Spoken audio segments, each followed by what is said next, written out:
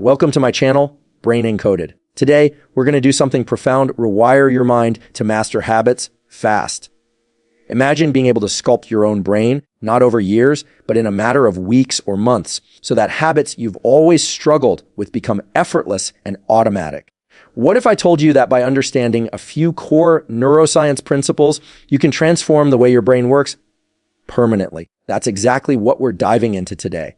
Neuroplasticity is often described as the brain's ability to change, but that phrasing undersells its power. It isn't just the ability to change. It's the mechanism through which every skill, every habit, every shift in behavior becomes real.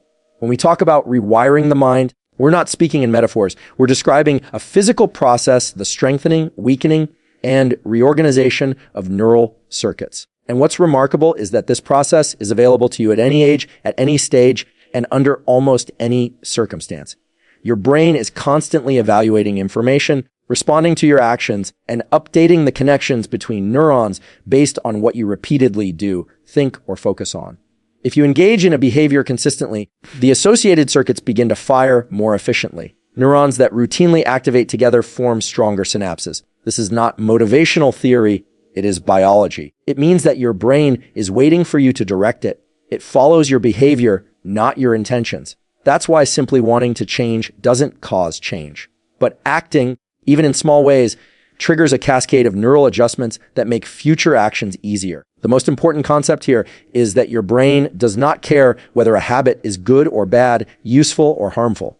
It only cares about repetition and emotional relevance. If you repeat scrolling your phone whenever you feel bored, your brain wires that loop. If you repeat a focus-based behavior like reading or training or practicing a skill, it wires that instead. The circuits that get used get reinforced. The ones that are ignored begin to weaken. This competitive dynamic within the nervous system explains why adopting a new habit feels hard at first. You're challenging an already well-established pathway with one that is still weak and undeveloped.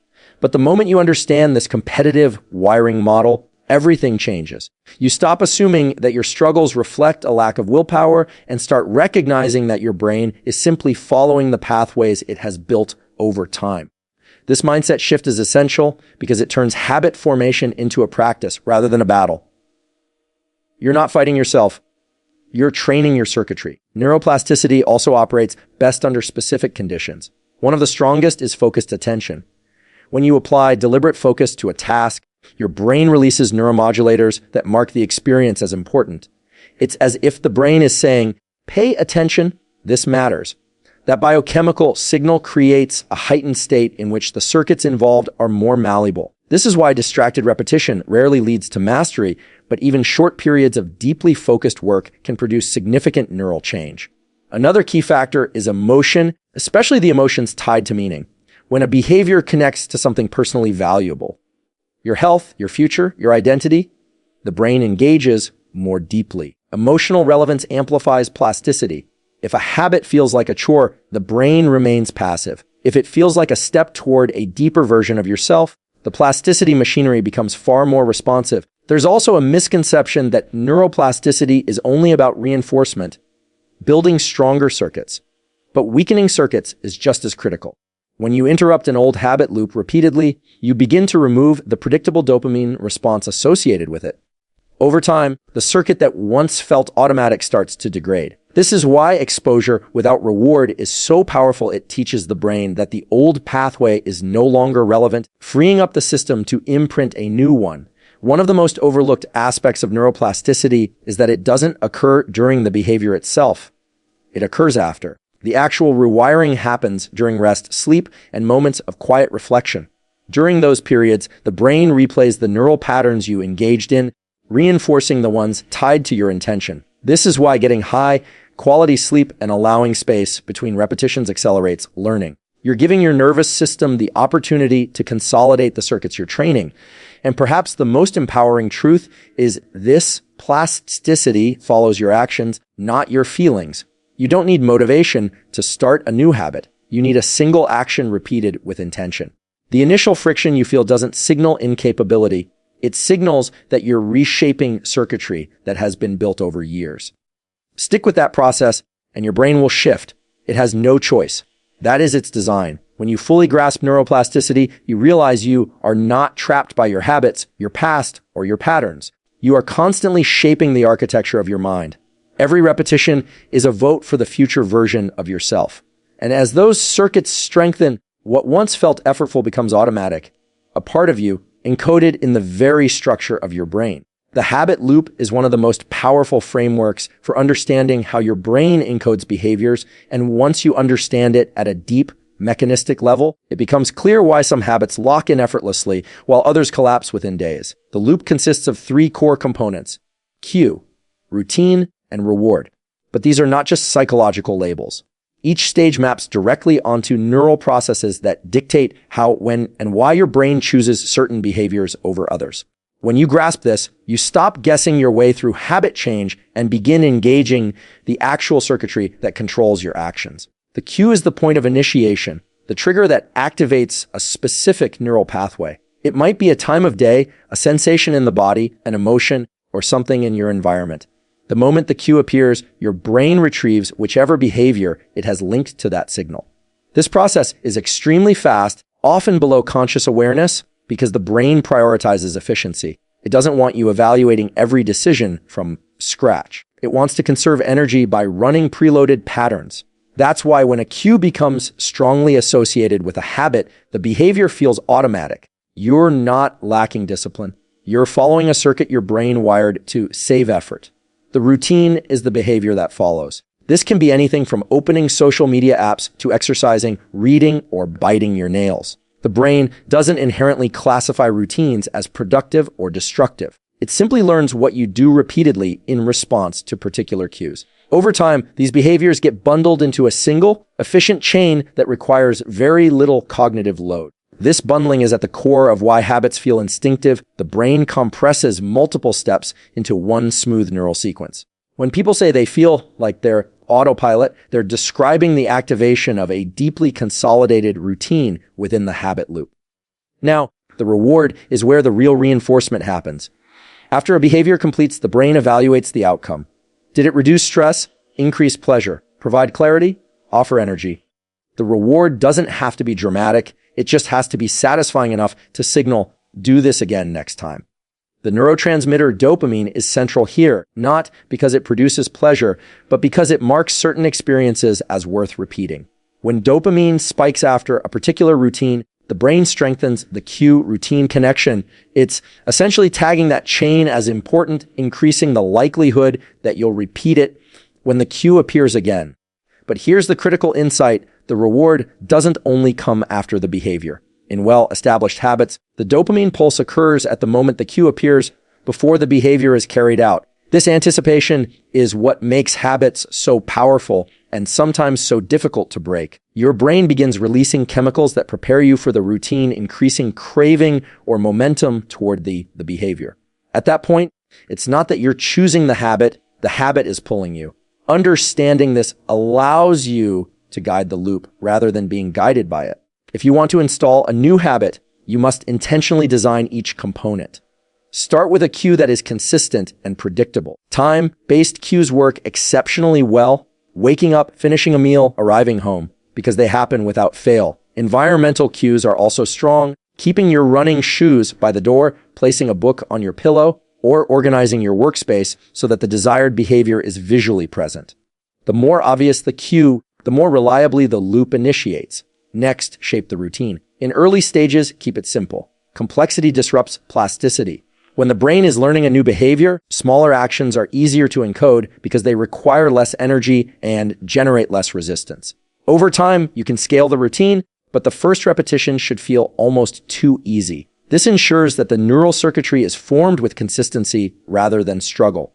Finally, you must engineer the reward. The brain will not reinforce a behavior without a meaningful payoff, but the reward doesn't need to be external. Internal rewards, a sense of progress, pride, identity alignment, relief, clarity, can be even more effective. The key is immediacy. A reward that arrives minutes or hours later doesn't create strong reinforcement. The circuit needs feedback quickly. That's why celebrating small wins, tracking a progress visually, or simply acknowledging the act in real time enhances consolidation. You can also reverse engineer bad habits by disrupting the loop.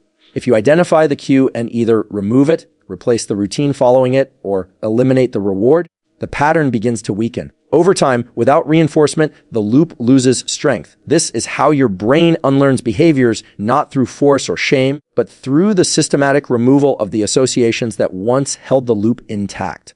When you understand the habit loop at this level, you stop relying on motivation and start relying on structure. You leverage the way your brain naturally learns. You turn cues into triggers for progress, routines into pathways for growth, and rewards into reinforcement mechanisms that reshape your identity. This is how habits are formed, not through willpower, but through the deliberate engagement of a system designed to adapt, learn, and evolve with every repetition. Consistency and small steps are often discussed as if they are simple motivational strategies, but in reality, they are rooted in some of the most fundamental principles of how the brain encodes new behaviors. When you look at habit formation at the level of neural circuits, it becomes obvious why massive changes almost always fail and why seemingly insignificant, tiny actions have the power to reshape your mind in profound ways. The nervous system is built to reinforce what is repeated, not what is dramatic. It is built to strengthen patterns that are stable and predictable, not those that occur in occasional bursts of intensity. At its core, your brain is an energy-conserving machine. New behaviors require more neural resources, more metabolic energy, and more attention, which means the brain naturally resists them if they are too large or too abrupt. This isn't psychological weakness.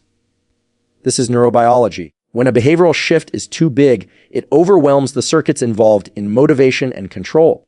But when a shift is broken down into small, achievable steps, the brain is far more willing to engage. Each small action provides a manageable load that your neural circuits can encode, consolidate, and eventually automate. Consistency is the signal that tells the brain, this matters. Random effort doesn't trigger significant plasticity because the nervous system can't detect a coherent pattern. Plasticity requires repetition over time, stable input that allows circuits to gradually strengthen. Think of it like laying down a trail in a forest. Walking through once barely leaves a mark. Walking through daily creates a path. Walking through consistently over weeks and months turns that path into a road. That's how your brain organizes behavioral patterns, through frequency and regularity, not through occasional intensity. There's another important element here. Small steps create dopamine predictability, which increases the likelihood of repeating the behavior. When the brain expects a behavior to be easy, the dopamine system doesn't activate the same threat or stress signals that large, daunting goals tend to trigger. This means you start the behavior with less friction and more momentum. And once you begin, the completion of the small step provides a reward signal, even a subtle one, that reinforces the habit loop. Over time, these micro rewards accumulate, strengthening the neural circuits responsible for the behavior. This is why the 2-minute rule works so effectively. When a habit begins with an action that takes less than 2 minutes, the barrier to entering the behavior is minimal. You don't need high levels of motivation, discipline, or emotional arousal. The action is so small that the brain doesn't engage resistance pathways. But once you're inside the behavior, once the neural circuit is activated, you often continue beyond the 2 minutes. This is because starting is the real bottleneck. Once the circuit is active, it becomes easier to continue than to stop. Another reason small steps are powerful is that they align with how the brain transitions behaviors from conscious to automatic. Early stage habits require deliberate focus, which engages the prefrontal cortex. But as you repeat the behavior consistently, the brain transfers control to deeper, more energy, efficient structures like the basal ganglia. The shift is what makes habits feel automatic. It's the brain optimizing energy use. Large changes rarely reach this stage because the brain never receives consistent enough input to encode them deeply. Small steps, repeated reliably, accelerate the shift from effortful to automatic. It's also important to understand that consistency creates predictable cues, which the brain depends on for linking behavior to context. If you perform a habit at the same time of day in the same environment or after the same preceding action, your brain begins associating that context with the behavior. Over time, the cue itself starts activating the neural circuits for the habit, even before you consciously decide to act. This is a key principle of automaticity, repetition within a stable context. Small steps also prevent overwhelm, which is critical for sustaining long-term change. When a behavior feels too difficult, the stress system activates, releasing hormones and neuromodulators that interfere with plasticity. But when the behavior feels manageable, the brain remains in a learning state, focused, open, and capable of building new connections. This is why gradual progression is scientifically more effective than immediate intensity. You're reducing neural resistance and allowing gradual adaptation. Perhaps the most transformative aspect of small steps is how they shift identity. When you perform a small behavior consistently, the brain begins to update its internal narrative. This is something I do. Identity is not built from monumental achievements, but from daily repetitions. And once identity shifts, behavior becomes far easier to maintain.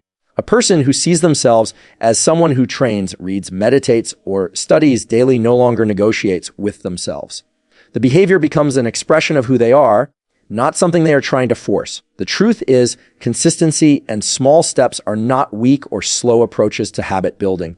They are the most neurologically efficient. They leverage the brain's natural architecture instead of fighting against it. They allow circuits to form cleanly, stabilize faster, and transition to automaticity more reliably. Every small step is a seed of plasticity, and every act of consistent repetition is sunlight. Over time, these small efforts compound into powerful, lasting habits that reshape your life from the inside out. Reward systems and identity-based habits form the deeper, more powerful layer of habit formation, the level at which behavior moves from something you try to do into something you are. Your brain is constantly evaluating your actions through the lens of reward, not necessarily pleasure, but reinforcement, signals that tell your nervous system whether a behavior should be repeated, strengthened, or discarded. When you understand how the reward system operates and then pair it with identity, level framing, habit change becomes dramatically easier and far more durable. The reward system in your brain is driven heavily by dopamine, but dopamine is often misunderstood. It is not the molecule of pleasure. It is the molecule of incentive, motivation, and reinforcement. It marks certain experiences as meaningful and encourages you to move toward them again in the future. What matters most is that dopamine spikes when something feels better than expected or when you experience progress or novelty. This concept, the better than expected signal, is at the heart of rapid habit learning. When you complete a new behavior and give yourself a moment of recognition, even something subtle like acknowledging the effort, taking a deep breath of satisfaction, or mentally noting progress, you create a dopamine pulse. This internal reward is far more powerful for long-term habit formation than external rewards because internal rewards are immediate, controllable, and deeply connected to your sense of agency. External rewards can be helpful in early stages, but they lose potency over time because the dopamine system adapts. Internal rewards, when used consistently, create a reliable reinforcement loop that strengthens the neural circuitry associated with the behavior. But reward doesn't only occur after the behavior. It plays a critical role before the behavior as well. Anticipation is one of the brain's strongest motivators. When you attach a sense of meaning or identity to a behavior, the brain begins releasing dopamine in anticipation of performing it. This means you feel pulled toward the action instead of having to push yourself. This is the core function of pairing habits with identity. Identity-based habits work because the brain prioritizes coherence between actions and self-concept. When your behavior aligns with who you believe yourself to be, the brain rewards it. When actions contradict identity, the brain resists. So if your identity is formed around statements like, I'm a healthy person, I'm someone who reads daily, or I'm the kind of person who meditates, your nervous system actually reinforces the behaviors that validate those statements. The behavior becomes easier because the brain treats it as congruent with your internal model. This is why small identity shifts have outsized effects. You don't need to declare a massive transformation. You only need to anchor your habits to a version of yourself that feels achievable and believable. The reward system then collaborates with that identity by releasing dopamine when you behave in alignment with it. Another key element is the timing of reward. For a habit to lock in, the reward must be immediate. Delayed reward does not create strong neural reinforcement because the brain struggles to associate the behavior with the payoff. If you want a habit to stick, the moment you complete the action is when the reward must occur. Even if the reward is as simple as a moment of reflection on progress, a small internal celebration, or a shift in state that feels good. This immediate feedback acts as a teacher to the nervous system. This is the pathway. Strengthen this. Reward also interacts with something known as effort-based dopamine. When you acknowledge the effort you put in, even if the result wasn't perfect, your brain reinforces the behavior itself rather than the outcome. This matters because outcomes fluctuate, but effort can occur daily. Reinforcing effort helps create habits that persist regardless of weather, mood, or circumstance. You're training your brain to value the action, not the external result. Identity-based habits take this one step further by turning the behavior into self-expression. Instead of thinking, I need to build this habit, you shift to, this is who I am. The more often you perform the behavior, the more the identity imprint strengthens. And as the identity strengthens, the behavior becomes even easier. This creates a feedback loop. Behavior reinforces identity. Identity reinforces behavior. Over time, this loop becomes so stable that the habit feels automatic. When reward and identity work together, they create the most powerful architecture for long-term change. The reward system provides the motivation and reinforcement. Identity provides the framework and consistency. You begin to feel drawn toward the behaviors that align with your ideal self because your brain has learned to associate them with meaning, pride, competence, and forward movement. This is what makes habits truly permanent. Not repetition alone, not discipline alone, but a brain that sees the behavior as both rewarding and reflective of who you are becoming. When you reach that point, habit change is no longer a struggle. It becomes a natural expression of your internal wiring, a wiring that you shaped, strengthened, and reinforced through deliberate reward and identity-based practice. As we wrap up, remember, rewiring your mind isn't a magical overnight trick. It's a deliberate, science-based process. By leveraging neuroplasticity, designing your habit loop with intention, using small, consistent steps, and anchoring your habits in your identity, you can achieve rapid, lasting change. If you commit to just one tiny action today, something that aligns with who you want to become, you are literally shaping the structure of your brain. And over weeks and months, that change compounds, turning new behaviors into automatic, powerful routines. Thank you for being here on Brain Encoded. If you found this helpful, hit like, subscribe, and leave a comment what's one habit you want to rewire first. I'll see you in the next video. Keep rewiring, keep growing, and remember, your brain is yours to shape.